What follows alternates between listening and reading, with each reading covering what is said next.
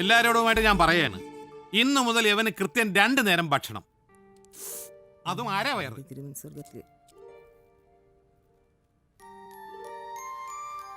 അപ്പോൾ ഇതേപോലെ നിങ്ങളും വെയിറ്റ് കുറയ്ക്കാനുള്ള പദ്ധതിയിലാണെന്നുണ്ടെങ്കിൽ തീർച്ചയായിട്ടും ഈ വീഡിയോ കാണുക.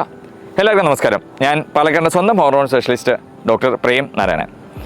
അപ്പോൾ നമുക്ക് വെയിറ്റ് കുറയ്ക്കുമ്പോഴത്തേക്കും ചില ശ്രദ്ധിക്കേണ്ട വിഷയങ്ങളുണ്ട്. ഒന്ന്, നമ്മൾ ഭക്ഷണം കുറയ്ക്കില്ല, അപ്പോൾ തീർച്ചയായിട്ടും നമുക്ക് പെട്ടെന്നുള്ള ക്ഷീണം അല്ലെങ്കിൽ ഫറ്റീഗ്നെസ് വരാം. 2, നമ്മൾ വെയിറ്റ് കുറയ്ക്കുമ്പോഴത്തേക്കും തലവേദന, നമുക്ക് ചിലർ പറഞ്ഞ പോലെ ഡീഹൈഡ്രേഷൻ ഒക്കെ വന്നിട്ട് ഹെഡേക്ക് പറയാറുണ്ട്. 3, മലബന്ധം അഥവാ കോൺസ്റ്റിപ്പേഷൻ ചിലർ കംപ്ലയിൻറ്റ് ചെയ്യാറുണ്ട് വെയിറ്റ് ലോസ് ചെയ്യുന്നവർ. അപ്പോൾ അതിന് വേണ്ടിയിട്ട് ഫൈബർ ഉൾപ്പെടെയുള്ള ഭക്ഷണങ്ങൾ ഉൾപ്പെടുത്തുക. 4, നമ്മൾ കോമൺ ആയിട്ട് വേറൊരു വിഷയം കാണുന്നത് ഹെയർ ലോസ് ചിലപ്പോൾ കാണാറുണ്ട്. അപ്പോൾ അതിന് വേണ്ടിയിട്ട് നമുക്ക് മൈക്രോ ന്യൂട്രിയൻസ് അഥവാ വൈറ്റമിൻസ് മിനറൽ സപ്ലിമെൻറ്റേഷൻ ആവശ്യമായി വന്നേക്കാം. പിന്നെ നമുക്ക് ഏറ്റവും ഇമ്പോർട്ടൻ്റ് ആയിട്ട് 5ാമത്തെ ഒരു വിഷയം എന്ന് വെച്ച് കഴിഞ്ഞാൽ മസിൽ പ്രോട്ടീൻ ലോസ് വരാം, അതായത് മസിൽ മാസ് കുറയാം. എപ്പോഴും നമ്മൾ വെയിറ്റ് കുറയ്ക്കുമ്പോഴത്തേക്കും ഫാറ്റ് മാത്രമല്ല ശരീരത്തിൽ നിന്ന് പോകാൻ പോകുന്നത്, കുറച്ച് മസിൽ ലോസും വരും. അപ്പോൾ മസിൽ ലോസ് വരാതിരിക്കാനായിട്ട് പ്രോട്ടീൻ ഭക്ഷണങ്ങൾ തീർച്ചയായിട്ടും ഉൾപ്പെടുത്തുക. പിന്നെ വെയിറ്റ് ട്രെയിനിങ് അഥവാ മസിൽ ട്രെയിനിങ്ങും തീർച്ചയായിട്ടും നിങ്ങൾ ചെയ്തിരിക്കണം.